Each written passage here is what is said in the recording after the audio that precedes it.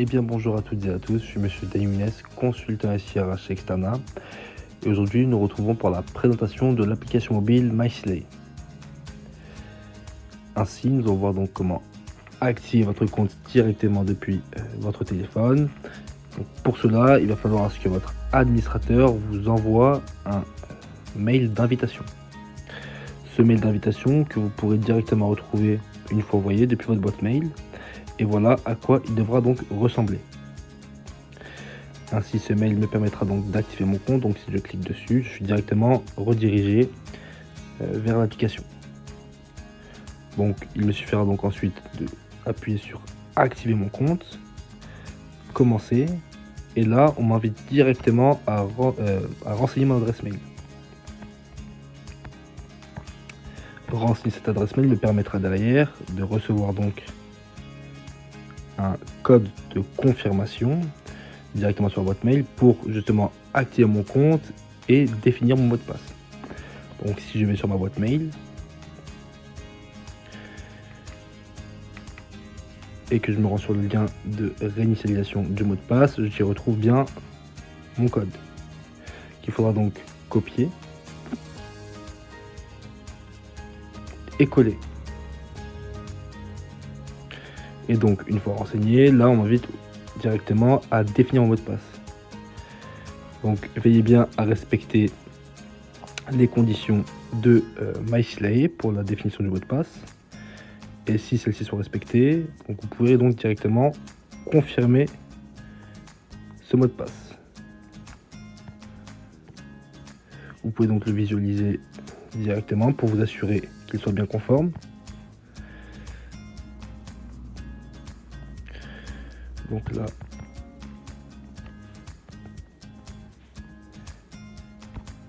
il est modifié et une fois qu'ils sont bien conformes, j'appuie sur continuer. Et là donc MySlay est en train directement de créer mon espace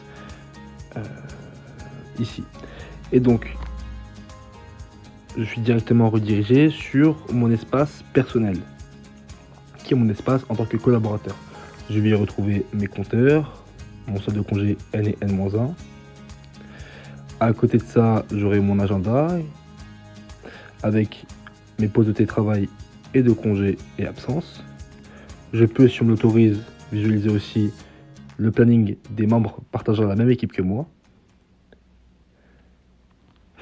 Ensuite, sur cet espace, je vais pouvoir aussi ajouter une absence. Alors, soit une absence de télétravail ou une absence et congé. Donc, si je pose un congé, je vais sélectionner ici congé payé, continuer, entrer la date de début. Image donc posée pour juin et la date de fin. Et lorsque ceci est fait, on m'invite à renseigner soit en commentaire, soit un justificatif, mais qui n'est pas obligatoire. Et ensuite, je peux envoyer la demande.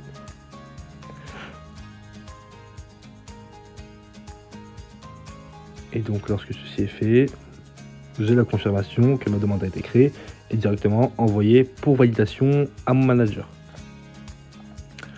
Justement, en ce qui concerne ces demandes, donc on pourrait retrouver sur cet espace les demandes en attente, également les demandes de télétravail en attente,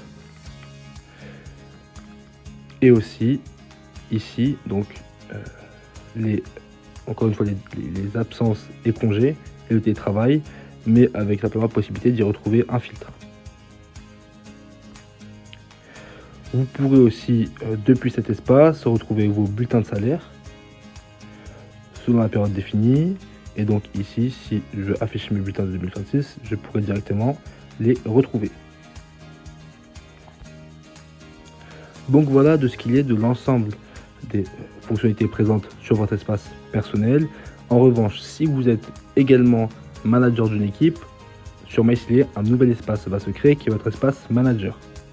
Donc lorsque je clique en bas ici sur manager, j'ai directement accès à mon espace manager qui me permettra justement de valider et refuser les demandes d'absence et de télétravail formulées par les membres que je manage.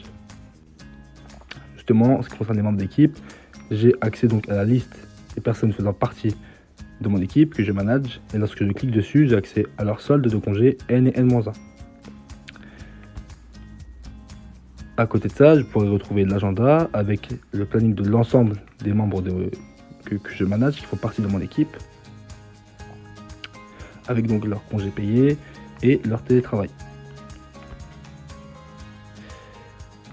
Et donc, pour revenir sur la gestion des demandes de validation ou d'acceptation de congés ou télétravail formés par les membres de mon équipe, ici je vais pouvoir directement le faire en surfant entre les différentes demandes et donc en validant ou en refusant. Simplement là, si je refuse, j'ai obligation de déposer un commentaire pour justifier justement ce refus.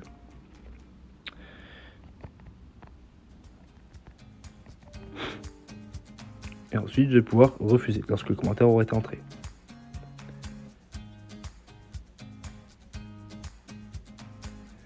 Et donc là, j'ai la confirmation que la demande a été refusée. Enfin, en tant que manager, j'ai la possibilité également d'ajouter une absence pour les membres de mon équipe. Donc si je veux ajouter par exemple un congé payé pour un membre de mon équipe qui n'a pas la possibilité de le faire, donc il faudra que je clique sur absence et congé. Et là, j'ai la liste des membres de mon équipe. Et donc, il faudra simplement cliquer sur un des membres. Et là, la procédure est la même. Je vais devoir donc choisir la catégorie d'absence, définir les dates de début et de date de fin, et ensuite confirmer. En revanche ici, lorsque c'est appliqué directement depuis un espace manager, il n'y a pas de processus de validation. La demande est considérée directement comme acceptée.